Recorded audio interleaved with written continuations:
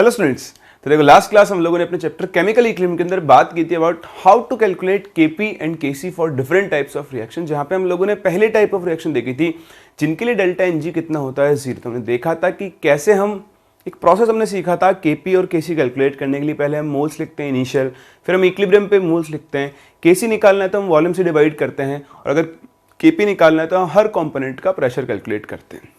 एक तो last class तक हम लोगों ने देख लिया था कि अगर आप इस रिएक्शन के लिए, reaction was 2HI gas in equilibrium with H2 gas plus I2 gas, ठीक। इसके लिए हमने इक्विलिब्रियम कांस्टेंट की वैल्यू निकाली थी। तो जो Kc और Kp दोनों की वैल्यू यहां पर इक्वल आएगी, और वैल्यू कितनी आ रही थी आपके पास, x upon twice of a minus x into whole square.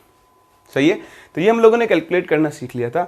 चलिए इसके ऊपर हमें अब क्वेश्चंस करने, लेकिन क्वेश्चन करने से पहले हमें इनका एक ग्राफिकल यूज और सीखना है ना। ग्राफ्स आपको कई बार केमिकल इक्विलिब्रियम में कॉन्सेंट्रेशन टाइम ग्राफ्स रीड करने होते हैं, तो आपको बहुत अच्छे से रीड करना आना चाहिए, वरना उनमें आप मिस्टेक कर सकते हो। ध्यान से देखें क्या करना है आपको। आप ये देखें कि इधर हम लेकर चल रहे हैं कॉन्सेंट्रेशन, ठीक। यहां पर हम लेकर चल रहे हैं टाइम। जैसा कि आपको दिख रहा है टाइम t इक्वल टू 0 पर सिर्फ और सिर्फ कौन प्रेजेंट होगा, HI। ये दोनों कितने होंगे, 0। और जब आप इक्विलिब्रियम पे आ जाओगे तो मान लो इसमें से गए x मोल्स, तो बताओ इसके मोल्स कितने बनेंगे, x/2, और इसके भी मोल्स कितने बनेंगे, x/2 ही बनेंगे ना। तो काम की बात क्या है कि सिंस इन दोनों के मोल्स सेम है हर टाइम पर, क्योंकि जो भी बन रहा है वो HI से ही बन रहा है, तो इन दोनों की कॉन्सेंट्रेशन भी क्या रहेगी, सेम। यानी जब मैं यहाँ पर कॉन्सेंट्रेशन वाला ग्राफ बनाऊंगा तो मुझे H2 और I2 के लिए अलग अलग ग्राफ बनाने की जरूरत नहीं है, दोनों का ग्राफ क्या होगा, एक ही बनेगा। तो हम एक ही ग्राफ से दोनों की कंसंट्रेशन को डिनोट कर सकते हैं। तो बहुत ही ध्यान से देखें, अगर हम यहाँ पर रिएक्टेंट के लिए ग्राफ बनाएं, रिएक्टेंट, तो रिएक्टेंट कौन है, HI। टाइम के साथ साथ इसकी कॉन्सेंट्रेशन क्या होगी, डिक्रीज, और जब इक्विलिब्रियम आएगा तो बताओ इसकी कॉन्सेंट्रेशन क्या हो जाएगी, कॉन्स्टेंट। सिमिलरली अगर हम प्रोडक्ट्स की बात करें तो टाइम के साथ साथ प्रोडक्ट की कॉन्सेंट्रेशन क्या होगी, इंक्रीज, और जब इक्विलिब्रियम आएगा तो वो भी क्या हो जाएगी, कांस्टेंट। तो ये इंडिकेटिव ग्राफ्स है, ये हम पहले डिस्कस कर चुके हैं। ये ग्राफ्स कट कर भी सकते हैं, नहीं भी कर सकते हैं, और एक पॉइंट पर आकर मर्ज भी हो सकते हैं।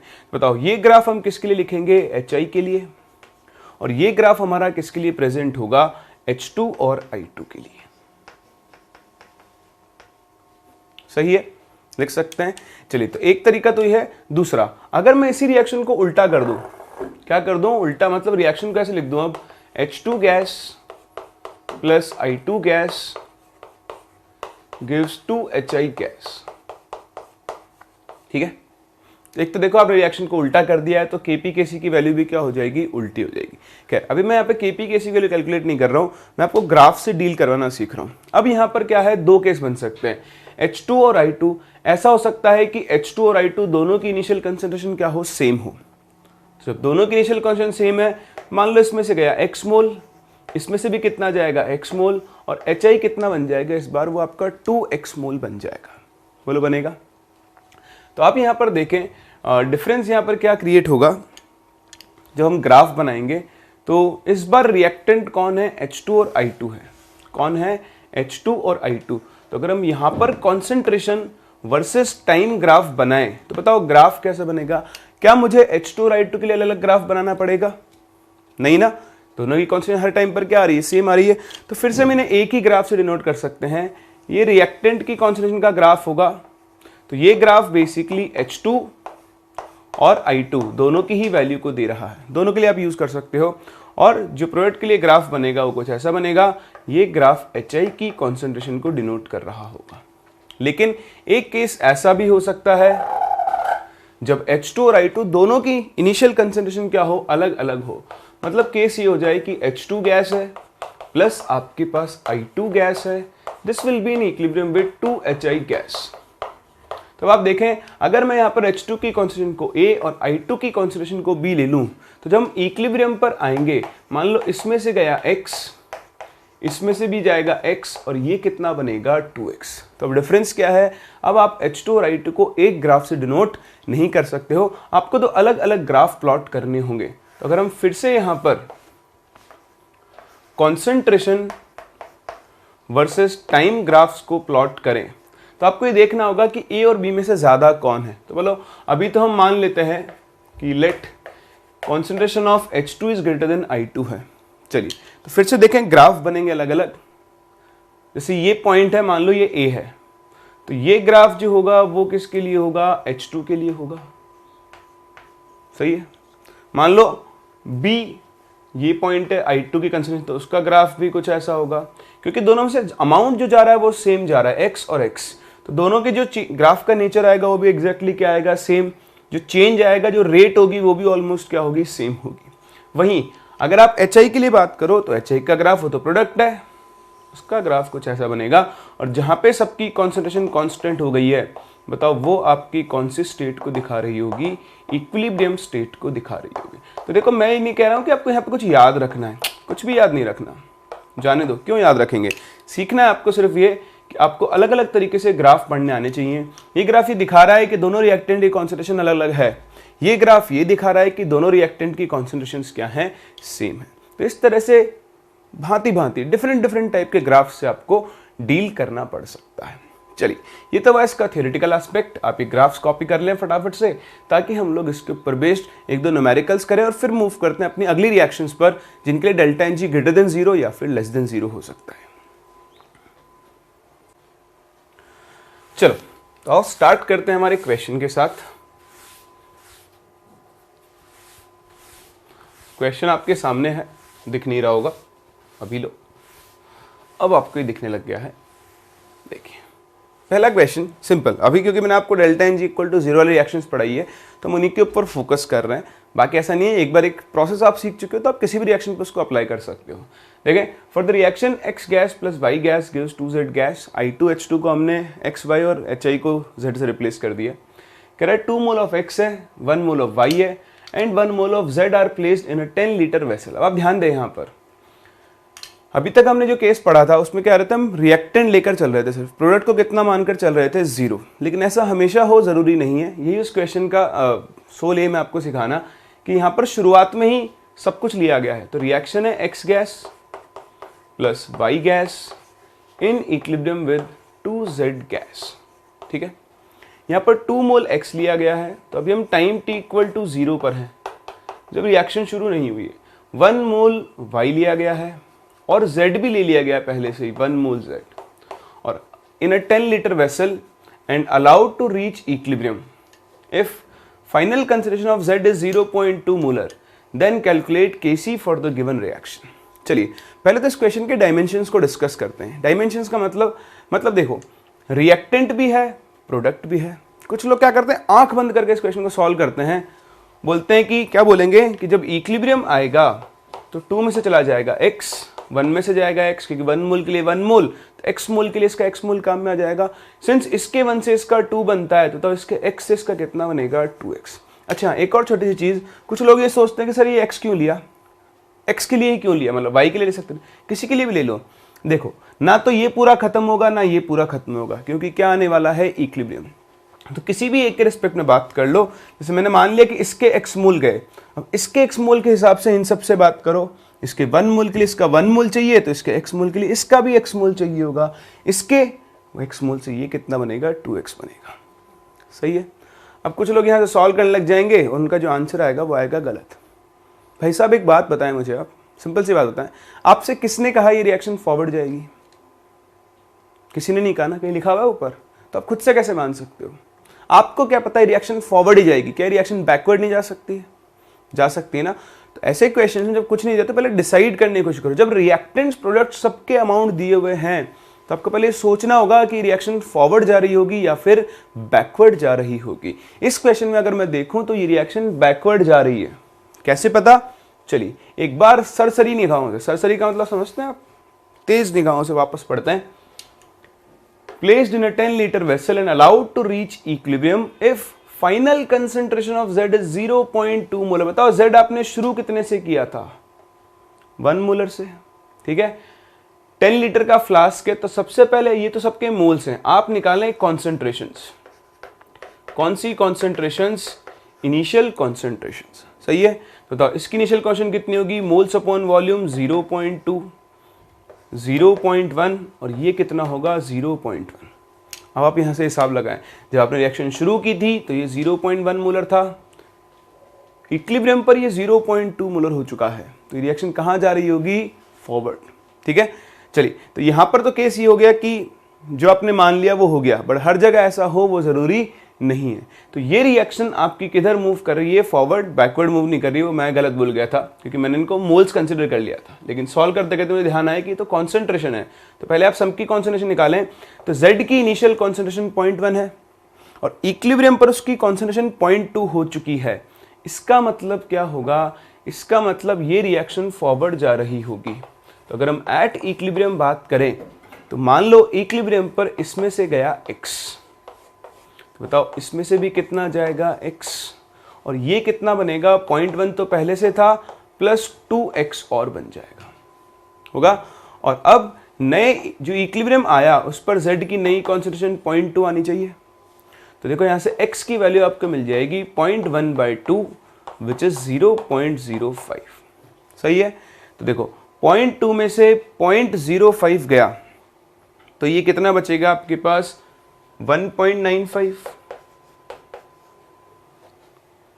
ठीक है, ये कितना बचेगा, 0.05, और ये तो 0.2 है ही, है ना। तो बताओ इस रिएक्शन के लिए अगर हम Kc लिखें तो Kc का एक्सप्रेशन क्या बनेगा, concentration of Z whole square upon concentration of X which is 1.95, sorry 1.95 नहीं 0.95, कैलकुलेशन मिस्टेक हो रही है, 0.95 बचेगा, और इनटू क्या बन जाएगा, 0.05। इस वैल्यू को सॉल्व करके हम इस रिएक्शन का Kc कैलकुलेट कर सकते हैं। तो ये रिएक्शन बेसिकली बैकवर्ड नहीं जा रही थी, फॉरवर्ड ही जा रही है। तो आपको पहले डिसाइड करना होगा, हमेशा ये फॉरवर्ड जाए जरूरी नहीं है। मान लो अभी तो ये 0.2 हो गया, मान लो ये 0.05 हो जाता तो फिर Z कम हो रहा होता तो फिर हम रिएक्शन को इधर लेकर चलते, मतलब बैकवर्ड डायरेक्शन में जाकर क्या होता, आपका इक्विलिब्रियम सेट होता। तो मेरी एक बात का आप ध्यान रखें, न्यूमेरिकल्स जब भी करें, अगर आपको रिएक्टेंट्स और प्रोडक्ट सबके अमाउंट दिए हैं तो पहले ये डिसाइड करें कि रिएक्शन फॉरवर्ड जा रही होगी या फिर बैकवर्ड जा रही होगी। सही है, चलें आगे। चलो तो मूव करते हैं हम अपने नेक्स्ट क्वेश्चन के ऊपर, जो कि अगेन इसी का एक सिंपल एप्लीकेशन है। मैं चाहूंगा कि आप इस क्वेश्चन को खुद सॉल्व करें, बहुत आसान है लेकिन एक छोटी सी चीज़ है जो मुझे आपको यहाँ पर सिखानी होगी। चलिए फटाफट से ट्राई करें, फिर हम इस क्वेश्चन को भी डिस्कस करते हैं। चलिए तो देखिए इस क्वेश्चन में ऐसा स्पेशल क्या है, ऐसा कुछ भी स्पेशल नहीं है, बस एक कैलकुलेशन वाली पार्ट है। मुझे उम्मीद तो है कि आपने वो कर लिया होगा, लेकिन फिर भी एक बार डिस्कस करते हैं। देखो, on starting with 1 mole of HI in a 2 litre container, calculate concentration of each स्पीसी eight equilibrium if Kp for the decomposition of HI 16। तो आपसे कह रहा है कि आपके पास HI गैस है, ये HI गैस डिसोसिएट होकर क्या बनाएगी बताओ, H2 gas plus I2 gas. जिस कंटेनर में रखा है उस कंटेनर का वॉल्यूम 2 लीटर है। आपने शुरुआत की थी 1 मोल HI से, ठीक है, तो नीचे इसका 1 मोल था। बताओ जब इक्विलिब्रियम पर आओगे, मान लो इसमें से गए x मोल्स। अब बताओ अगर इसमें से x गए, देखो इसके 2 तरीके होते हैं। कुछ लोग यहाँ 2x से कर लेते हैं कि 1 में से 2x गया, तो आप वैसे भी कर सकते हो। उसमें क्या होता है, अब 2 से 1 बन रहा है तो 2x से x बनेगा और x बनेगा, वो आपकी इच्छा है, आप जैसे भी करना चाहो, उसमें कोई दिक्कत नहीं है। एक ही बात है, मैं x से करता हूँ ताकि मिस्टेक के चांसेस कम हो जाए मेरे। तो आप देखिए 2 से कितना बनता है 1 मोल, बताओ x मोल से कितना बनेगा x/2 मोल, और ये भी कितना बनेगा x/2 मोल बनेगा। चलिए ये तो आ गए सबके मोल्स। अब आपसे बोल रहा है कि आपको हर स्पीसी की इक्विलिब्रियम पे कंसंट्रेशन बतानी है। तो देखो ये सब तो आए मोल्स एट इक्विलिब्रियम, और आपको बतानी है सबकी कॉन्सेंट्रेशन एट इक्विलिब्रियम। तो यहाँ पर है ना एक मिस्टेक होती है, ये बताऊंगा मैं आपको क्या होती है। चलिए पहले तो हम क्या करते हैं, इसके लिए Kp दिया हुआ है आपको 16, तो क्योंकि रिएक्शन का डेल्टा Ng 0 है, Kp Kc दोनों की वैल्यू कितनी होती है 16। अब लोग क्या करते हैं, जब आप Kc लिखोगे इसके लिए, तो अगर आप यहाँ वॉल्यूम से डिवाइड भी करो भी नहीं यहाँ पर, तो भी V कैंसिल होता है, इसलिए V का रोल यहाँ आएगा नहीं। लेकिन आपसे फाइनली पूछी क्या है, कंसंट्रेशन। तो आपको जब x मिलेगा तो आप यहीं से आंसर दे दोगे, आप यहाँ जाओगे ही नहीं जल्दबाजी में। इसलिए ध्यान रखें, मैं आपको पहले ही बोला था लास्ट क्लास भी कि सबसे इंपॉर्टेंट स्टेप है वॉल्यूम से डिवाइड करना। तो ये 1 - x/2, ये बन जाएगा x/4 और ये बन जाएगा x/4, है ना। वॉल्यूम 2 लीटर से आप इनको डिवाइड कर दो तो आपको सबकी कॉन्सेंट्रेशन मिल जाएगी। अब आप देखें, अब अगर इसमें से रिएक्शन के लिए मैं Kc लिखूं तो Kc equal to 16 is equals to क्या बनेगा, concentration of I2 into concentration of H2 upon concentration of HI whole square. बोलो बनेगा। ध्यान देना 2 का स्क्वायर कितना हो जाएगा 4, तो एक 4 से एक 4 कैंसिल हो जाएगा। ये वैल्यू किसके इक्वल बन जाएगी, x square upon 4 into 1 minus x whole square के। या फिर थोड़ा सा ध्यान से देखें, ये भी स्क्वायर, 4 को हम 2 स्क्वायर लिख सकते हैं, तो ये परफेक्ट स्क्वायर बन रहा है। तो 16 इज इक्वल्स टू, अब इसको ना सॉल्व करने के 2 तरीके होते हैं, बस मुझे आपको कैलकुलेशन ही सिखानी है। एक तरीका तो क्या है कि आप इसको इधर भेज के क्वाड्रेटिक बना के सॉल्व करो, समझ रहे हो। मतलब आप लिखोगे क्या, 64 into 1 minus 2x plus x square is equals to x square. फिर आप ये क्वाड्रेटिक बना के सॉल्व करोगे। अगर आप इस तरीके से गए हो तो आज के बाद मत जाना, थोड़ा सा दिमाग लगाएं। 16 भी एक परफेक्ट स्क्वायर है, ये टर्म भी एक परफेक्ट स्क्वायर बन रहा है। मैं इस वैल्यू को x upon 2 into 1 minus x का होल स्क्वायर लिख सकता हूँ। अब आप दोनों साइड स्क्वायर रूट लो, तो आप जैसे ही दोनों साइड स्क्वायर रूट लोगे ये वैल्यू बनेगी 4 is equals to x upon 2 into 1 minus x होगा। चलिए मल्टीप्लाई करें तो ये क्या बन गया, 4 2 जा 8, 8 minus 8x is equals to x। तो यहां से आपको x की वैल्यू कितनी मिल गई, 8/9। और अगर आपको x की वैल्यू 8/9 मिल गई तब आपको सबकी कॉन्सेंट्रेशन मिल चुकी है। देखिए यहां पर HI की फाइनल कॉन्सेंट्रेशन क्या होगी, 1 माइनस 8/9, तो ये बन जाएगा 1/18 मोलर।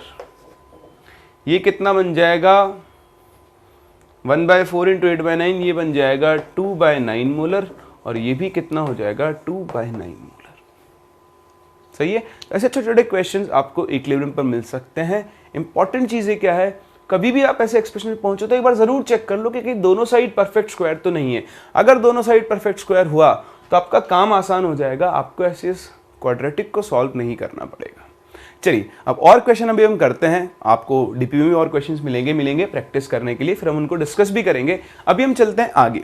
अभी हमने बात की उन रिएक्शंस के लिए जिनका डेल्टा Ng क्या है, इक्वल टू 0 है। तो देखते हैं डिफरेंस उन रिएक्शंस के लिए क्या होगा जिनका डेल्टा Ng लेस देन 0 या फिर ग्रेटर देन 0 होता है। तो आओ बढ़ते हैं आगे और अपना अगला केस कवर करते हैं। देखिए क्या है अपना अगला केस, हेडिंग डालें आप, second part, that is reactions with delta Ng greater than 0, है ना। आप ध्यान दें, मैं जैसे आपसे कहता रहा हूं, आपको कुछ भी याद नहीं रखना है, हमें सिर्फ एक प्रोसेस को फॉलो करना है जो हम लोगों ने लास्ट क्लास सीखा था। तो मेरा एग्जांपल हम ले लेते हैं रिएक्शन के लिए, PCl5 gas gives PCl3 gas plus Cl2 gas. सही है। चलिए वही कहानी, टाइम t इक्वल टू 0 पर मान लो आपके पास सिर्फ PCl5 प्रेजेंट था, ये 0 ये 0। जब आपका सिस्टम इक्विलिब्रियम पर आएगा तो हम मोल्स निकाल लेते हैं इक्विलिब्रियम पर। मान लो इसमें से गए x मोल्स, उसके 1 से 1 बनता है तो x से बनेगा x, और Cl2 भी कितना बनेगा, x मोल बनेगा। ये तो है मोल्स।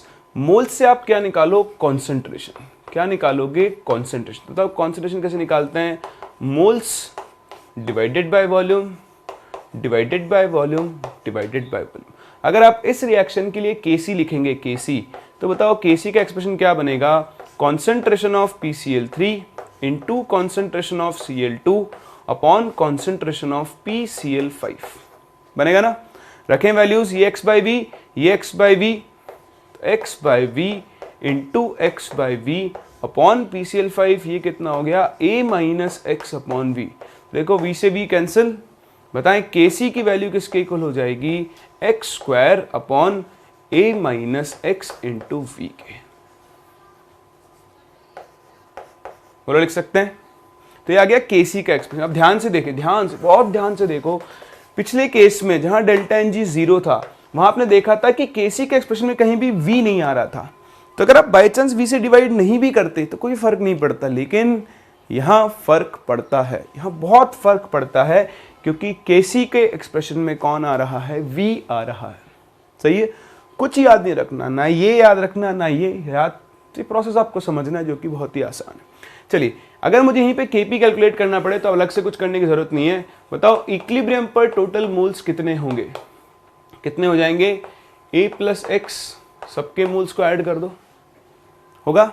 अब अगर आप इसके लिए केपी लिखना चाहते हो तो बताओ केपी का एक्सप्रेशन क्या बनेगा, partial pressure of PCl3 into partial pressure of Cl2 upon partial pressure of PCl5।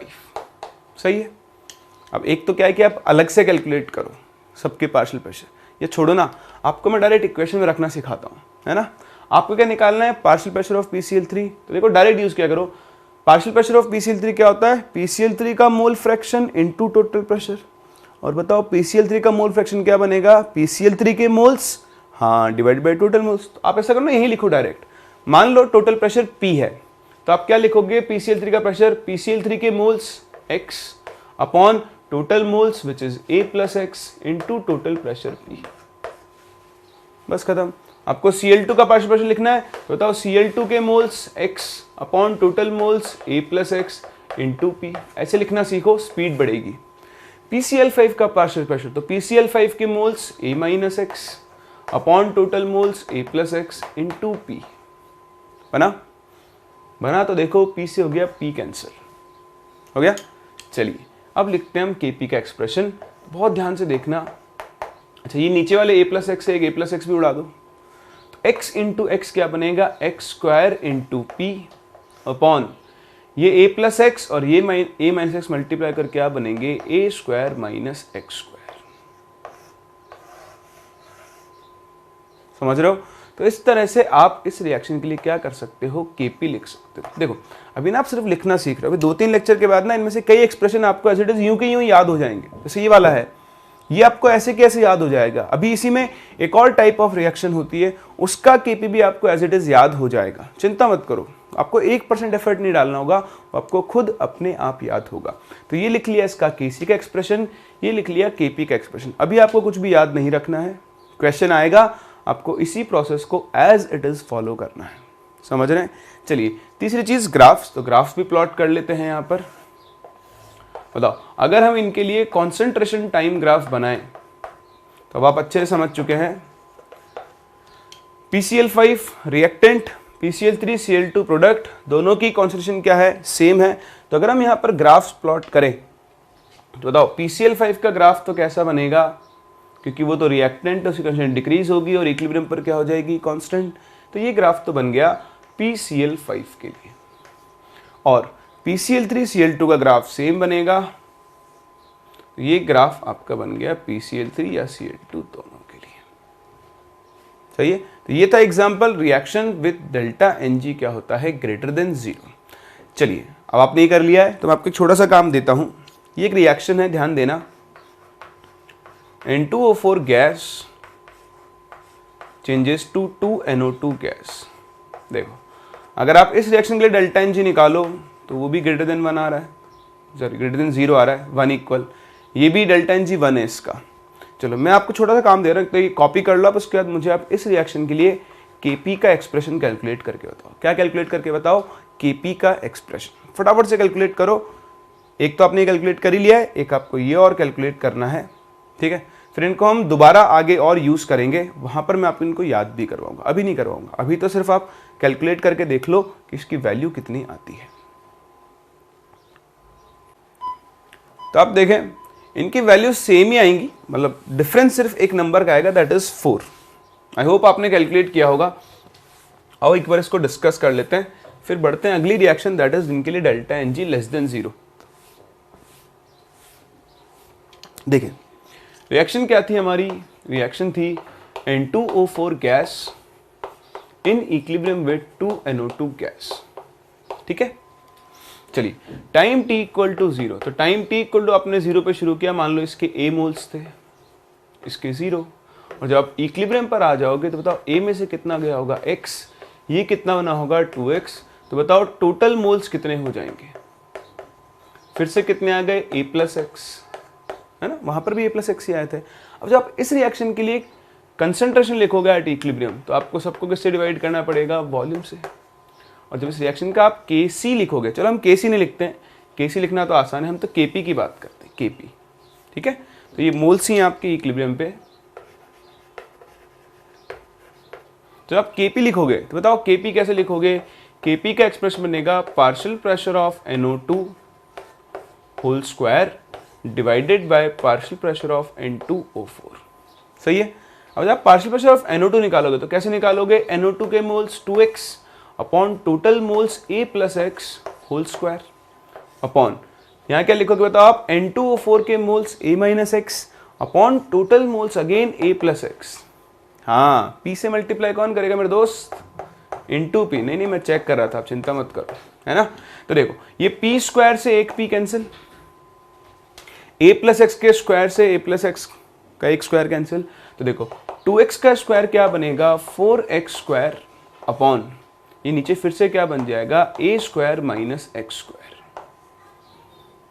बनेगा ना। अब 2 मिनट के लिए ध्यान से देखें, अब मैं इसको एक ट्रिक में कन्वर्ट कर रहा हूँ। किसमें कन्वर्ट कर रहा हूँ, ट्रिक के अंदर। ट्रिक क्या है, अगर आपके पास रिएक्शन है delta N G greater than 0 वाली, ठीक है, उसमें दोनों का ही डेल्टा एन जी 1 है, आप तो ऐसे ध्यान रखो, ठीक। तो डेल्टा एन जी 1 में दो तरह की रिएक्शन बन सकती है, एक A goes to B plus C, उसके लिए जो Kp बनेगा वो बनेगा सिंपल एक्स स्क्वायर P, फिर से हम P लिखना भूल गए, ठीक, upon A square minus x square, ठीक है। लेकिन अगर रिएक्शन इस टाइप की A गोज टू 2B तो फिर उसके लिए Kp किसके इक्वल बनेगा, एक 4 का मल्टीपल और आ जाएगा, तो 4x square P upon A square minus x square.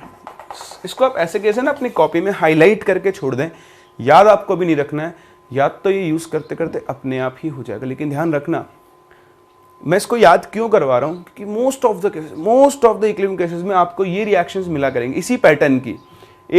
एक 2 में जा रहा होगा अलग अलग, या एक सिंगल 2 में जा रहा होगा, मतलब जैसे बी के 2 मॉलिक्यूल बन रहे हैं, है ना। तो वहां अगर आपको ये याद है तो आप इस प्रोसेस से बच जाओगे। जब लोग इस काम को कर रहे होंगे आप यहाँ से आंसर कैलकुलेट करके अगले क्वेश्चन पे आगे बढ़ रहे होंगे। इसलिए ये टूल बहुत इंपॉर्टेंट है। तो ये अपना टूल है और इस टूल को आप ध्यान रखें, सही है। चलिए, तो ये हुई अपने पास सेकेंड टाइप ऑफ रिएक्शन जिनके लिए क्या होता है, delta N G greater than 0 होता है। आओ बढ़ते हैं थर्ड टाइप ऑफ रिएक्शंस पे जिनके लिए डेल्टा एन जी क्या होता है, लेस देन 0 होता है।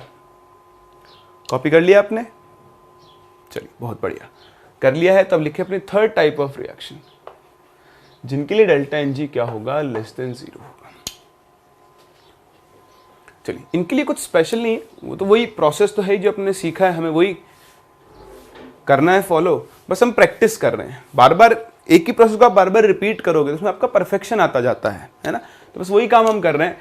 तो एक और रिएक्शन देखो, reaction is N2 gas plus 3H2 gas in equilibrium with 2NH3 gas. इस रिएक्शन के लिए डेल्टा एन जी क्या है, लेस देन 0 है। ठीक है, देखो आप यहाँ डेल्टा एन जी की वैल्यू आपको -2 नजर आ रही है, 2 - 4। ठीक, फिर से जैसे मैंने आपको सिखाया, यहाँ पर दो केस हो सकते हैं, या तो दोनों रिएक्टेंट्स की कॉन्सेंट्रेशन सेम हो सकती है या फिर दोनों की अलग अलग हो सकती है। तो अभी हम एक ही केस लेकर चल रहे हैं, सेम वाला। जब अलग अलग होगी तो न्यूमेरिकल्स में डील कर लेंगे। तो मान लो इसके इनिशियल मोल्स हैं A, इसके इनिशियल मोल्स हैं A। अच्छा, एक और चीज़ मैं आपको बता दूं, कई बार यहाँ कंसंट्रेशन देता है, तो जैसे आप मोल से डील कर रहे हो ना, सेम वैसे आप कंसंट्रेशन से भी डील कर सकते हो। हमने एक क्वेश्चन भी किया था अभी थोड़ी देर पहले, H2I2 वाला, है ना, वो Z वाला, सॉरी। तो आप ये मत सोचें कि अगर आपको इनिशियल कंसंट्रेशन दिए तो उसको आप मोल्स में बदलें, कोई दिक्कत नहीं है। अभी हम आगे चल के प्रेशर को भी एज इट इज यूज़ करेंगे, वो भी देखेंगे कि हम कैसे यूज़ करते हैं, चिंता मत करो। बट यहाँ मोल्स दिए तो मोल्स, और कंसंट्रेशन दिए तो आप डायरेक्ट कंसंट्रेशन को यूज़ कर सकते हो। चलिए, जब आपका सिस्टम आएगा इक्विलिब्रियम पर, तो मान लो N2 में से गए X मोल्स। अब ध्यान दें, ये इंपॉर्टेंट है। बताओ N2 के 1 मोल के लिए H2 कितनी काम में आती है, 3। तो जब यहाँ से N2 के X मोल्स जाएंगे तो H2 के कितने मोल्स काम में आएंगे, 3x। तो आप A माइनस लिखोगे 3x, सही है। 1 मोल से बनता है 2, बताओ x से कितना बनेगा, 2x मोल बनेगा। अब आप निकालें इक्विलिब्रियम के टोटल मोल्स, तो बताओ टोटल मोल्स कितने हो जाएंगे, this plus this plus this, तो ये बनेगा 2a माइनस 2x, या फिर 2 कॉमन कर लो तो a माइनस एक्स, है ना, a माइनस, तो देखो 2a माइनस 4x और प्लस 2x ऐड किया तो ये बन जाएगा। फर्दर अगर आप इन सबकी कॉन्सेंट्रेशन लिखो एट इक्विलिब्रियम, बताओ वॉल्यूम से डिवाइड करोगे तो a minus x by v, a minus 3x by v, और ये बन जाएगा 2x बाई वी बनेगा। चलिए लिखें Kc, तो बताओ Kc का एक्सप्रेशन क्या बनेगा, concentration of NH3 whole square upon concentration of N2 into concentration of H2 to the power 3। रखें वैल्यूज, ये हो गया 2x by v whole square upon N2 की concentration a minus x by v into ये बन गया a minus 3x by v whole cube. देखो denominator आएगा v to the power 4, v square cancel होगा, ऊपर v स्क्वायर आ जाएगा, ये बन जाएगा 4x square into v square upon a minus x into a minus 3x whole cube. देखें, समझें, भूल जाएं, इसमें कुछ भी याद नहीं करना है। अगर आ जाए तो इस तरह से लिख लेना, कुछ याद नहीं करना, कुछ भी याद नहीं करना है, भूल जाने दो, जाने दो, जाने दो। इसी तरह अगर आप यहाँ देखो, यहाँ पे आप Kp लिखो, Kp, बताओ Kp क्या बनेगा। अब हम डायरेक्ट लिखेंगे ना, जैसे मैंने आपको सिखाया, पार्शियल प्रेशर ऑफ NH3, तो बताओ पार्शियल प्रेशर ऑफ NH3 क्या होगा, NH3 के moles upon total moles into total pressure P और इसका होल स्क्वायर। सही है, टेक्निक सीखें, ये बहुत काम की चीजें जल्दी मूव करने के लिए। इसी तरह बताओ प्रेशर ऑफ N2 क्या होगा, N2 के moles upon total moles into total pressure P, और इसी तरह H2 के moles upon total moles into total pressure P whole square. तो यहाँ से आप इसको सॉल्व करोगे। मेन चीज़ क्या है, यहाँ पर जब Kp आप लिखोगे तो एक एक्सप्रेशन आएगा और साथ में 1 अपॉन पी स्क्वायर का टर्म बनेगा। तो जो वैल्यू आएगी वो आप लिख लेना, मैं उसमें बिल्कुल भी इंटरेस्टेड नहीं हूँ क्योंकि मुझे यहाँ कोई मतलब ही नहीं इस चीज़ से। इंपॉर्टेंट चीज़ें हैं दो, एक है ग्राफ्स और एक Kp और Kc की वैल्यू। यहाँ पर भी आप देखें, अगर आपने वॉल्यूम से डिवाइड नहीं किया, प्रेशर से मल्टीप्लाई नहीं किया, तो आप Kp और Kc की गलत वैल्यूज कैलकुलेट कर रहे होंगे। ठीक है, चलिए, ये तो वह प्रोसेस। दूसरा इंपॉर्टेंट चीज है ग्राफ। तो अगर हम यहां पर कंसंट्रेशन वर्सेस टाइम ग्राफ बनाएं, कंसंट्रेशन वर्सेस टाइम ग्राफ, तो बताओ अब N2 और H2 दोनों के इनिशियल मोल्स क्या हैं, सेम, तो दोनों का ग्राफ यहीं से शुरू होगा। ठीक है, अब आप ध्यान देना, मान लो ये ग्राफ है N2 के लिए, तो N2 की कॉन्सेंट्रेशन डिक्रीज होगी और इक्विलिब्रियम पे कांस्टेंट जाएगी। अब हमने से यहाँ पे देखा, अगर N2 के x मोल्स गए तो H2 के कितने मोल जा रहे हैं, 3x। यानी जब आप यहाँ पर H2 का ग्राफ बनाओगे तो उसकी कंसेंट्रेशन ज्यादा डिक्रीज होगी, क्योंकि अगर x मोल N2 जा रहा है तो 3x मोल H2 जा रहा है, कंसेंट्रेशन में डिक्रीज H2 के लिए क्या होगा, ज्यादा। तो ये जो व्हाइट वाला ग्राफ है ये N2 की कॉन्सेंट्रेशन को दिखा रहा है और ये ग्राफ आपके H2 की कॉन्सेंट्रेशन को दिखा रहा है। NH3 तो प्रोडक्ट है, टाइम के साथ साथ बढ़ेगी और इक्विलिब्रियम पर उसकी कॉन्सेंट्रेशन भी क्या हो जाएगी, कांस्टेंट हो जाएगी। तो ये इसका कंसंट्रेशन टाइम ग्राफ है, रटने की जरूरत है नहीं, मैंने आपको समझा दिया है कि आप कैसे इस ग्राफ को प्लॉट करोगे। चलिए आप इसे कॉपी करें। इसके बाद मैं आपको बहुत ज़्यादा इंपॉर्टेंट चीज़ बताने वाला हूँ जिसके अंदर आप मिस्टेक कर सकते हैं। कॉपी करें, डिस्कस करते हैं। तो अब डिस्कस करते हैं बहुत ही इंपॉर्टेंट और बहुत ही काम की चीज़, बहुत ध्यान से देखना है, बहुत इंपॉर्टेंट है और कई क्वेश्चन सॉल्व करवाने में ये आपकी बहुत मदद करने वाला है। देखें, आपने सीखा कि हमने रिएक्शंस पढ़ी, एक रिएक्शन में पढ़ी delta N G equal to 0 वाली, है ना। उसके लिए हमने Kc का एक्सप्रेशन बनाया जो कि x square upon 4 into a minus x whole square बन रहा है। ठीक, फिर हमने रिएक्शन पढ़ी delta N G equal to 1 वाली। अच्छा, इसके लिए Kp भी यही बन रहा था। ठीक है, दूसरे एक्सप्रेशन पढ़ी डेल्टा एन जी, इसके लिए 1 था, मतलब ग्रेटर देन 0 था। तो PCL 5 वाली का एग्जाम्पल ले लें तो उसके लिए Kc जो आपका बन रहा था वो बनेगा x square upon a square minus x square into v के जैसा कुछ नहीं, वो बन रहा था x square upon a minus x into v. और जो Kp का एक्सप्रेशन आपको याद करवाया अभी क्या बन रहा था, x square upon a square minus x square into P. सही है। फिर आपने भी रिएक्शन पढ़ी जिनके लिए डेल्टा एन जी क्या है लेस देन 0, वहाँ आपने देखा कि वहाँ पर केसी का जो एक्सप्रेशन था उसमें एक टर्म आ रहा था और साथ में 1/v की कुछ पावर आ रही थी। तो सभी हमने देखा -2 था तो यहाँ पर 1/v² इंटू v² आ रहा था। और केपी का एक्सप्रेशन जब आपने देखा तो यहाँ पर एक टर्म और 1/p² बन रहा था।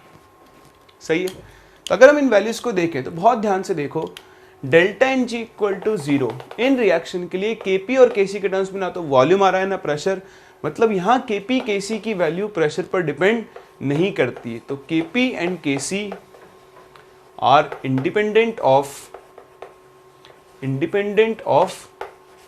P and V. सही है।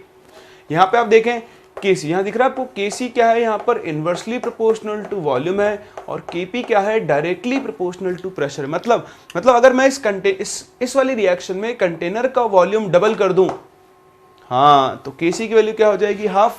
अगर मैं यहां पर प्रेशर को डबल कर दूं तो बताओ केपी की वैल्यू भी क्या हो जाएगी, डबल। दिख रहा है ना। ऐसे ही यहां पर आओ, यहां देखो, यहां पर KC is directly proportional to v² and Kp is inversely proportional to p²। यानी अगर आपने यहां वॉल्यूम डबल कर दिया तो Kc की वैल्यू 4 टाइम्स हो जाएगी, और अगर आपने यहां प्रेशर डबल कर दिया तो Kp की वैल्यू 1/4 टाइम्स हो जाएगी ना। बिल्कुल सही। तो इस तरह से आप इन रिएक्शंस के लिए ये देख सकते हो कि Kp और Kc किन चीज़ों पे डिपेंड करते हैं। तो आप, ये बहुत इंपॉर्टेंट है, ऐसा एक बॉक्स बनाएं और इस बॉक्स को बनाकर ऐसे काट दें और यहां पर लिखें ऐसा नहीं होता है, ये सब मोह माया है। क्या है, मोह भी है और माया भी है जो आपसे गलती करवाएगी। आपको एक एक्सप्रेशन को देखकर लगेगा, बार बार आपकी दिल इच्छा होगी कि मैं ऐसा लिखूं कि देखो प्रेशर बढ़ाने पर केपी बढ़ेगा, वॉल्यूम बढ़ाने पर केसी कम होगा, लेकिन ऐसा नहीं होता है। एक गिवन रिवर्सिबल इक्विलिब्रियम रिएक्शन के लिए इक्विलिब्रियम कांस्टेंट की वैल्यू सिर्फ और सिर्फ किस पर डिपेंड करती है, टेम्परेचर पर डिपेंड करती है। मैंने आपको पॉइंट लिखवाया भी था जब मैंने आपको कैरेक्टरिस्टिक्स ऑफ इक्विलिब्रियम कांस्टेंट लिखवाई थी। लेकिन ये बहुत जनरल टेंडेंसी है बच्चों की, स्टूडेंट्स की, जो उनको बोला जाए वो उसको गलत करते ही करते हैं। अभी भी देखना, आप ये आगे गलत करोगे, मैं आपको हेंस प्रूव्ड बोल के दिखाऊंगा, ठीक है। लेकिन अभी हाल फिलहाल आप ध्यान रखें, ऐसा कुछ नहीं होता है। बड़े ही सुंदर सुंदर अक्षरों में यहां पर आप लिखें, नोट डालकर कि the value of equilibrium constant depends only and only on temperature. Pressure, volume, temperature पर केपी केसी की वैल्यू डिपेंड नहीं करती है। ध्यान रखना, बहुत इंपॉर्टेंट चीज बता रहा हूं, क्वेश्चंस भी हम इसको काम में लेंगे। चलिए कॉपी करें, फिर हम करते हैं इनके ऊपर बेस्ड कुछ और अच्छे न्यूमेरिकल्स और सीखते हैं अलग अलग वैरायटी ऑफ क्वेश्चंस जो आपसे यहां पर पूछी जा सकती है।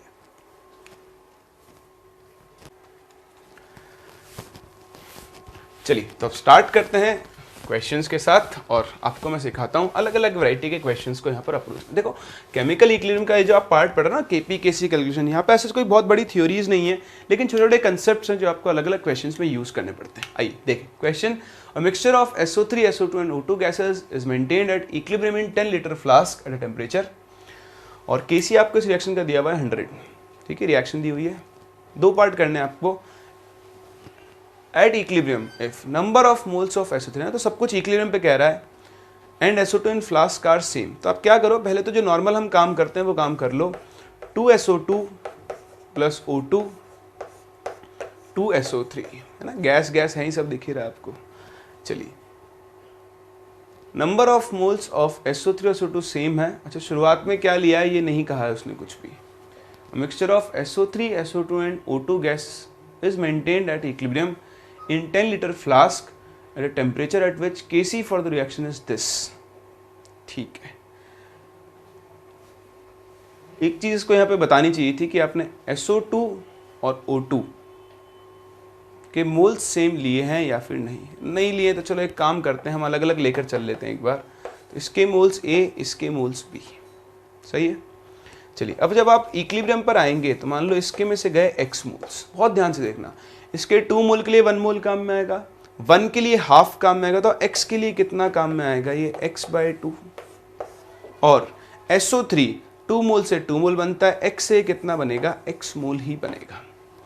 लेकिन अब मेरे पास यहाँ पर अननोन्स ज़्यादा हो चुके हैं क्या, बिल्कुल हो चुके हैं, 3 अननोन है और इक्वेशन मेरे पास 2 ही फॉर्म हो रहे हैं। चलिए देखते हैं, नहीं होगा तो फिर इक्वल मोल्स मानकर ही हमें करना पड़ेगा। तो ये कंसंट्रेशन निकाल लेते हैं इक्विलिब्रियम पर, वॉल्यूम से डिवाइड कर दो बाई 10 और बाई 10। अब अगर मैं इस रिएक्शन के लिए Kc लिखूं, Kc, तो बताओ Kc क्या बनेगा, x/10 whole square divided bye ये कितना बनेगा, a minus x/10 whole square into b minus x/2/10। सही ना। तो Kc की वैल्यू आपको यहां पर दी गई है 100। ठीक, अब एक चीज और दी उसने, इक्विलिब्रियम पर SO3 और SO2 के मोल्स क्या हो चुके हैं, सेम। तो देखो SO3 के मोल्स तो हैं x और SO2 के मोल्स कितने हैं, a माइनस x। तो यहां से आपको x की वैल्यू मिलेगी a/2। तब आप देखें इसने हमें सेकंड इंफॉर्मेशन नहीं दी है, b कैसे निकाला जाए। अब आप काम करो, इस इक्वेशन में आपको इनिशियल मोल सेम ही मानकर चल रहे हो, वरना हम इस इक्वेशन को सॉल्व नहीं कर पाएंगे क्योंकि और कोई डेटा मेरे पास है नहीं। तो a मानो, इसको भी b की जगह यहाँ पर आप लिखें a। अब आप देखो हम इस इक्वेशन को यूज़ कर लेते हैं, x के लिए आपने निकाल ली a/2, तो यहाँ पे रखो, तो ये बन जाएगा a/20 होल स्क्वायर अपॉन, ये क्या बनेगा बताओ, x के लिए a/2 लिखोगे तो ये भी बनेगा a/20 होल स्क्वायर इंटू क्या बनेगा। अच्छा, इतना भी करने की जरूरत नहीं, तो और आसान हो गया। अभी देखो मेरे को एक और मेथड क्लिक किया है, बताता हूँ मैं आपको। यहाँ पे आप लिखो x की जगह a/2, तो ये बन जाएगा a/4, ये बनेगा 3a/4 यानी 3a/40। This value should be equal to क्या होना चाहिए, 100, है ना। तो आपको बताना क्या है, मोल्स ऑफ O2। तो ये ही मोल्स ऑफ O2 आपको निकालने हैं। तो देखो आप यहाँ से A की वैल्यू निकाल लो, है ना। A की वैल्यू निकाल लोगे तो यहाँ पर O2 के मोल्स कितने बचेंगे, 3a/4 कर सकते हो। लेकिन हम इतना करेंगे नहीं, आप तो छोड़ो, भाड़ में जाने दो। और आपको इस तरीके से करने के लिए आपको एक अजम्पशन भी लेना पड़ेगा। मैं आपको एक और तरीका बताता हूँ, आपको कोई अजम्पशन ही नहीं लेना पड़ेगा, है ना। थोड़ा सा ध्यान से देखो, क्वेश्चन को करते करते अप्रोचेस क्लिक करती हैं। जैसे मेरे दिमाग में आया, तो एक तरीका तो यह है जो नॉर्मल हमने सीखा है। अब थोड़ा सा अलग चलते हैं। ये कह रहा है कि जब इक्विलिब्रियम आ रहा है, ठीक, तो SO2 के मोल्स को बोल लो NSO2, O2 के मोल्स को बोल लो NO2 और SO3 के मोल्स को बोल लो NSO3। भाड़ में जाने दो इनिशियल मोल्स को, मुझे ज़रूरत ही नहीं है। क्वेश्चन की लैंग्वेज से धीरे धीरे क्लिक करेगा, आपको देखना। आप अभी मैं समझाऊंगा ना, उससे आपको समझ में आएगा। बताओ इसका इक्विलिब्रियम कांस्टेंट कितना है, 100 है। अगर मैं इस रिएक्शन के लिए इक्विलिब्रियम कांस्टेंट लिखूं तो क्या लिखूंगा, concentration of SO3 whole square upon concentration of SO2 into concentration of O2। देखो concentration of SO3 whole square क्या बनेगी, moles of SO3/10 whole square upon concentration of SO2 क्या होगी, मोल्स ऑफ SO2/10 इसका भी square into moles of O2 at equilibrium upon 10, और ये value 100 होनी चाहिए। अब केस नंबर 1 के हिसाब से पार्ट 1 या पार्ट ए बोल लो, तो पार्ट ए में उसने बोला है कि SO3 और SO2 के इक्विलिब्रियम मोल्स सेम है। तो देखो ये टर्म कैंसिल हो जाएगा, ये इक्वेशन बन जाएगा 10 upon moles of O2 is equals to 100। तो बताओ यहाँ से मोल्स ऑफ O2 कितने आ जाएंगे 1/10। सही है। चलिए ये वो पहला पार्ट। सेकंड पार्ट, बी वाले पार्ट में क्या बोल रहा है कि moles of SO3 in this flask are twice of moles of SO2। तो देखो जैसे आप यहाँ पर twice of moles of SO2 लिखोगे, 2 का स्क्वायर 4 बाहर आ जाएगा, ये और ये term cancel, into 10 upon moles of O2, वो किसके कुल बन जाएंगे 100। तो मोल्स ऑफ O2 की वैल्यू कितनी मिल जाएगी आपको 0.4। तो अब देखो आपको कुछ करना ही नहीं पड़ा, ना इनिशियल मोल्स लेने पड़े ना फाइनल, क्योंकि सबकी कहानी उसने इक्विलिब्रियम पर दी हुई है। आप इक्विलिब्रियम कांस्टेंट का एक्सप्रेशन लिखो, इन दोनों को तो रिलेट करना है, तो वो तो वैसे रिलेट हो रहे हैं, क्या जरूरत आ रही है ए और a माइनस एक्स कंसिडर करने की, समझ रहे हो। तो अलग अलग अप्रोच आपको डेवलप करनी होगी क्वेश्चंस को करते हुए, ये आप प्रैक्टिस से ही सीखोगे। इसलिए इस चैप्टर के जो न्यूमेरिकल पार्ट्स हैं उनको सॉल्व करना बहुत इंपॉर्टेंट है। थ्योरेटिकल आसान होंगे लेकिन जो न्यूमेरिकल एस्पेक्ट्स है बड़े इंपॉर्टेंट है। अलग अलग क्वेश्चंस में अलग अलग वेरिएशन और अलग अलग अप्रोच आपको यूज़ करनी पड़ सकती है। चलिए जी, इसी बात पे मूव करते हैं हम अपने अगले क्वेश्चन के ऊपर और उसको सॉल्व करते हैं। ये देखें, एक और छोटा सा क्वेश्चन, इसे आप ट्राई करें, लेट्स सी आप इसे सॉल्व कर पाते हो या फिर नहीं।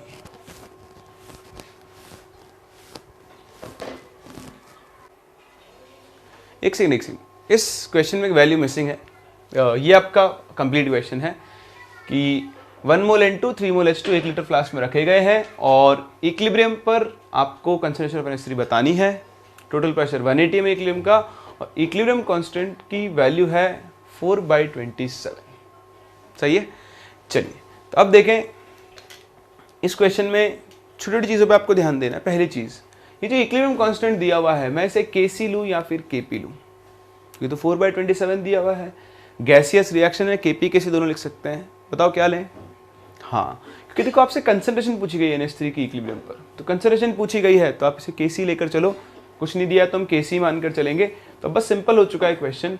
N2 gas plus 3H2 gas in equilibrium with 2NH3 gas.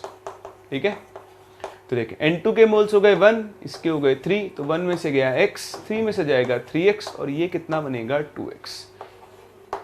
ठीक है, वॉल्यूम 1 है तो जितने मोल्स हो गए वही कंसंट्रेशन हो जाएगी। अगर आप इसके लिए Kc लिखोगे Kc, तो Kc क्या बनेगा 2x whole square upon 1 minus x into 3 minus 3x को 3 इंटू 1 माइनस एक्स का होल क्यूब लिख सकता हूँ और ये वैल्यू आएगी 4/27। दिख रहा है, ध्यान से देखना। 3 का क्यूब कितना होता है 27, तो 3 क्यूब से 27 कैंसिल हो गया।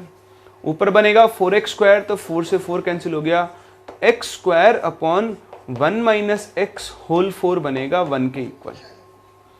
अब आप क्या कर सकते हो, दोनों साइड रूट ले सकते हो। जैसे दोनों साइड रूट लोगे तो बताओ ऊपर क्या बन जाएगा, x upon 1 minus x whole square is equals to 1। अब मेरे पास कोई और रास्ता नहीं बचता है, मुझे क्वाड्रेटिक सॉल्व करनी होगी। तो 1 minus x whole square is equals to x, ये बनेगा 1 minus 2x plus x square is equals to x. यहाँ से आप x की वैल्यू सॉल्व कर लो, x आ जाएगा, x को 2 से मल्टीप्लाई कर देना, आपको concentration of ammonia at equilibrium मिल जाएगी। तो वो काम आप कर लेना, कैलकुलेशन पार्ट है वो आपको करना पड़ेगा। सही है। चलिए मूव करते हैं अपने अगले क्वेश्चन के ऊपर। ये देखें, एक और क्वेश्चन जो आपको कुछ और तरीका सोचने को मजबूर करेगा। ट्राई करें इस क्वेश्चन को, फिर हम लोग इसे डिस्कस करते हैं। चलिए देखें क्या इस क्वेश्चन में आपको एक रिएक्शन दी हुई। ये भी अच्छा क्वेश्चन है, थोड़ा आपको ये परेशान करेगा, कैलकुलेशंस थोड़ी है इसके अंदर, बट ठीक है, हमें कंसेप्ट सीखना है। ये कह रहा है आपके पास CO गैस है, उसके साथ आपने हाइड्रोजन गैस को मिक्स किया है और इक्विलिब्रियम पर ना ये मीथेनॉल बना रहा है। थोड़ा लैंग्वेज पे ध्यान दें, वही कंफ्यूज करेगी आपको।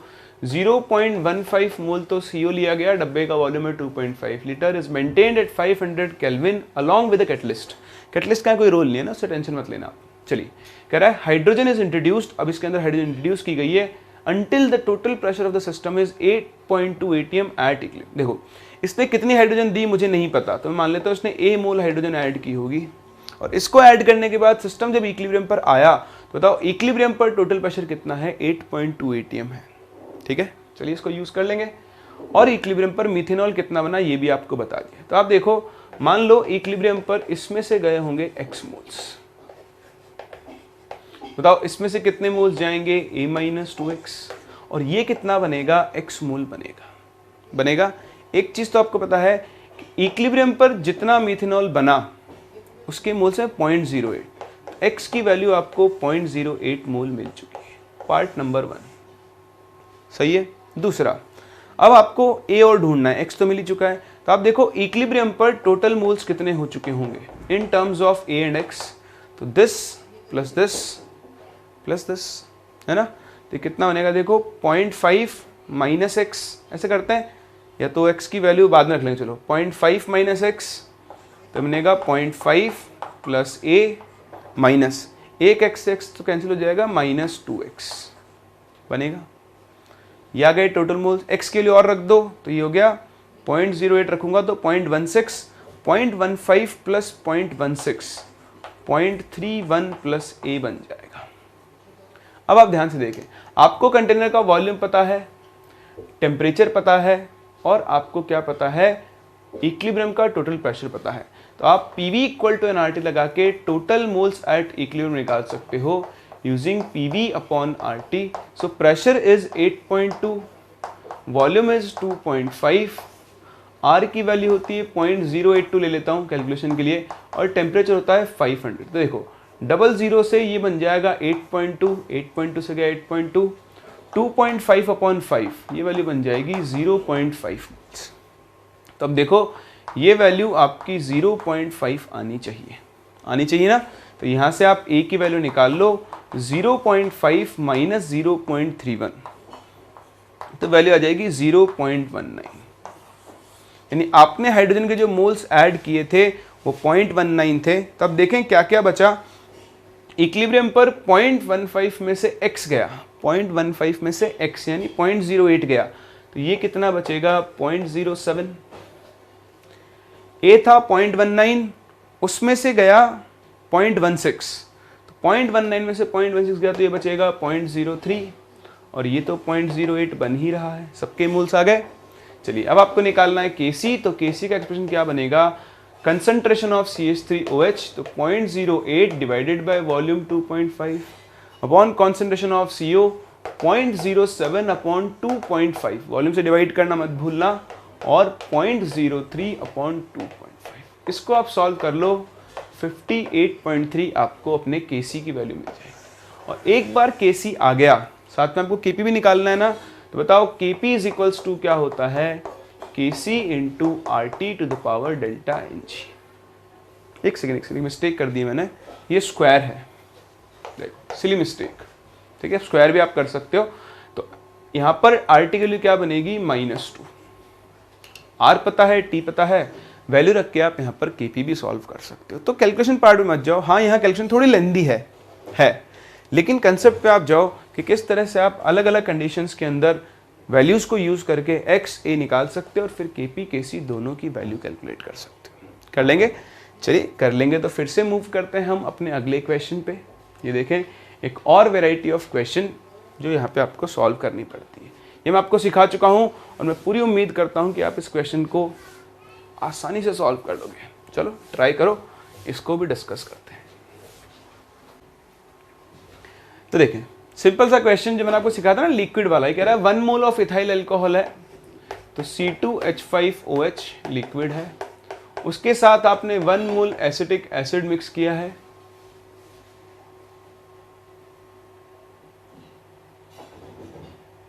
ठीक है। तो CH3 कौन है आपका, COOH है liquid, and 1 mole of water. तो देखो ये दोनों रिएक्ट करते हैं तो इनसे क्या बनता है आपका एस्टर, CH3COOC2H5 लिक्विड, प्लस यहाँ पर साथ में क्या बनेगा H2 लिक्विड। उसने कह रहा है कि इसका भी 1 मोल है, इसका भी 1 मोल है और इसका भी 1 मोल है, तीनों का 1 मोल लिया गया है। कह रहा है इक्विलिब्रियम पर 54.3% एसिड एस्टर में कन्वर्ट हो चुका है। तो 54.3 किसका, 1 का, तो 1 का 54.3% होता है 0.453, तो इसमें से 0.453 गया, देखो इसमें से भी 0.543 जाएगा, ये कितना बनेगा 0.543, और ये 1 तो पहले से था, इसमें 0.543 और ऐड हो जाएगा। अब काम की चीज़ क्या है कि इस रिएक्शन के लिए हम इक्विलिब्रियम कांस्टेंट को 1 नहीं लिख सकते हैं, सिखाया था ना, सबके सब लिक्विड्स हैं। तो जब आप इसके लिए इक्विलिब्रियम कांस्टेंट निकालोगे तो वो क्या बनेगा, कंसंट्रेशन ऑफ दिस, तो कंसंट्रेशन कैसे निकालोगे, this divided by volume into ये कितना हो जाएगा 1.543 अपॉन इसका वॉल्यूम जिस कंटेनर भरा गया है। इधर 1 में से 0.543 गया तो ये कितना बचेगा 754, ठीक है। तो ये हो गया 0.457 upon V into 0.457 upon V, और इस तरह से आप इस रिएक्शन का इक्विलिब्रियम कांस्टेंट कैलकुलेट कर सकते हैं। चलिए तो ये थी आपकी अलग अलग वेराइटीज, अलग अलग varieties of questions on the basis of simple calculation of KP and KC. Sorry, तो आप केपी और केसी कैलकुलेट करते हो, उसके ऊपर बेस्ड ये आपके कुछ क्वेश्चंस थे। अब हम चलते हैं आगे और मैं आपको एक और बहुत ही काम का टूल सिखाता हूँ। ये भी बहुत इंपॉर्टेंट है, कई क्वेश्चंस में आपके ये डायरेक्टली यूज आएगा, बहुत ध्यान से सीखना है ना। चलिए मैं बात करता हूं आपसे at constant temperature and pressure. ठीक, तो गैसेस के लिए अगर हम बात करें तो बताओ पीवी इज इक्वल्स टू क्या होता है, एनआरटी। अगर प्रेशर और टेम्परेचर कांस्टेंट है तो बताओ वॉल्यूम किसके प्रोपोर्शनल होता है, मोल्स के, होता है ना। तो आपने से यहाँ देखा, अभी आप आगे क्वेश्चंस भी देखोगे, केपी कैलकुलेट करने के लिए आपको मोल फ्रैक्शन की जरूरत पड़ती है। तो ध्यान से देखना, अगर मैं किसी सब्सटेंस का मोल फ्रैक्शन लिखना चाहता हूं तो वो किसके इक्वल होता है, उस सब्सटेंस के मोल्स। मान लो एक मिक्सचर में ए है तो ए के मोल्स अपॉन क्या बनेगा, टोटल मोल्स। बोलो बनेगा ना।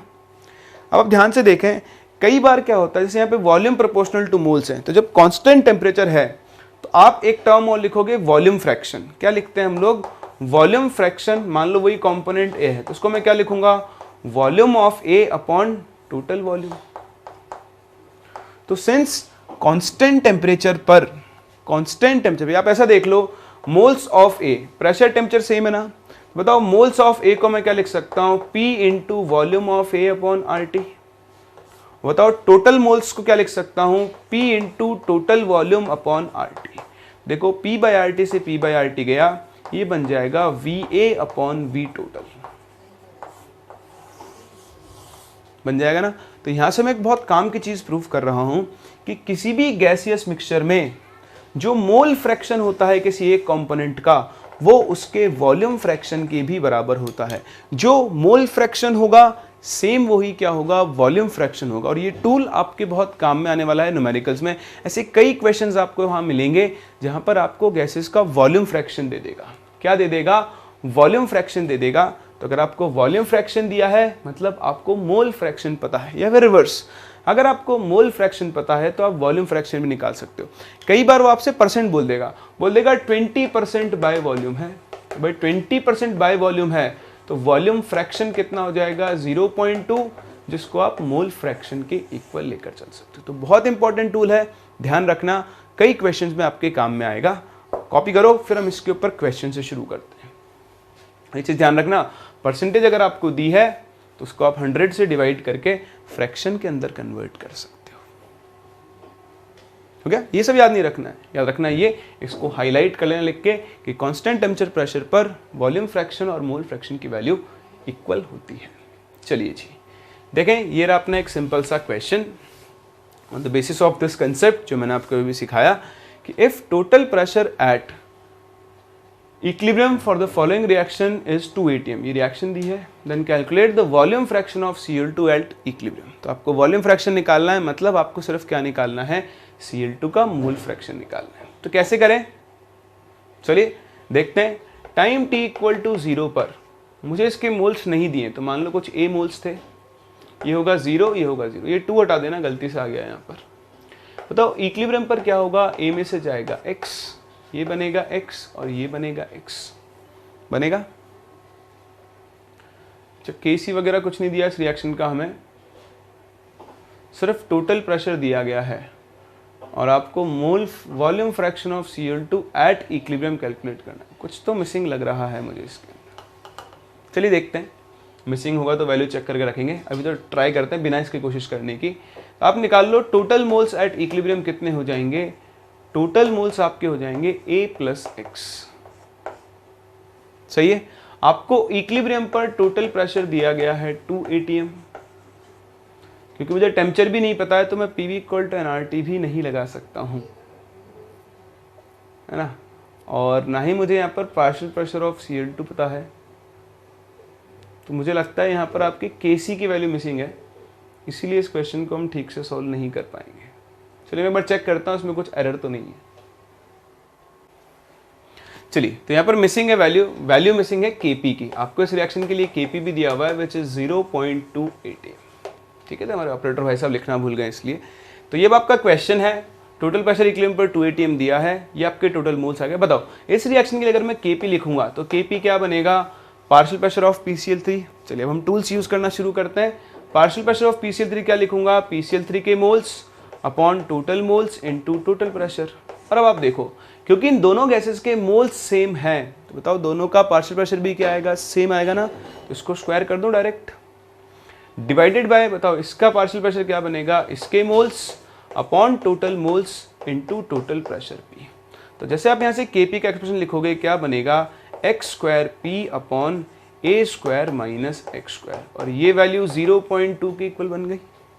ये प्रेशर भी आपको 2 atm दिया हुआ है तो देखो 2 से हो गया 2 कैंसिल, ये वाली बन गई 1/10, क्रॉस मल्टीप्लाई करो 10x square is equals to क्या बनेगा, a square minus x square, तो ये बन गया 11x square is equals to a square. बताओ x की वैल्यू क्या बन जाएगी, a/√11 बनेगा। तो अगर x की वैल्यू a/√11 आ गई है तो आपको बताना क्या था, आपको वॉल्यूम फ्रैक्शन ऑफ Cl2 बताना है। तो बताओ वॉल्यूम फ्रैक्शन ऑफ Cl2 उसके मोल फ्रैक्शन के इक्वल ही हो जाएगा, और मोल फ्रैक्शन ऑफ Cl2 क्या होगा, x upon a plus x. तो Cl2 के मोल्स x की value a/√11 upon a plus a/√11, तो आंसर आपका आ जाएगा 1/1 plus √11। This will be the volume fraction of Cl2 gas. कर सकते हैं, तो इंपॉर्टेंट चीज है ध्यान रखना, इक्विलिब्रियम के क्वेश्चन में कई बार ऐसी लैंग्वेज मिलेगी जहां पर वॉल्यूम परसेंट या फिर वॉल्यूम फ्रैक्शन बोल देगा, उसको आपको सिर्फ मोल परसेंट या फिर मोल फ्रैक्शन के इक्वल लेकर चलना है। चलिए ये तो हुआ ये क्वेश्चन। एक क्वेश्चन मैं आपको दे रहा हूं होमवर्क, क्योंकि हम अपने लेक्चर को यहीं पे आज समाप्त करने जा रहे हैं। आज मैंने आपको बहुत सारे न्यूमेरिकल पार्ट सिखाए हैं, मैंने आपको सिखाया कि कैसे हम एक गिवन रिएक्शन के लिए Kp और Kc कैलकुलेट करते हैं। अब आपको जो DP मिली हुई है उसको आप बड़े तमीज़ से सॉल्व करें, है ना, सारे क्वेश्चंस को आप देखें, आसानी से आप इन क्वेश्चंस को सॉल्व कर लेंगे। और एक ये पार्ट ये आपके लिए होमवर्क है, इस क्वेश्चन को आप ट्राई करें। नेक्स्ट क्लास हम मिलते हैं और यहाँ से आगे बढ़ते हैं। ठीक है, क्वेश्चन में कोई कमी नहीं है, बहुत अच्छा क्वेश्चन है ना, आपको क्लिक कर गया, मतलब अभी तक आपने जो पढ़ा है वो आपको सब कुछ समझ में आ चुका है। ध्यान से सॉल्व करना। मिलते हैं नेक्स्ट लेक्चर और फिर हम यहाँ से आगे कंटिन्यू करते हैं।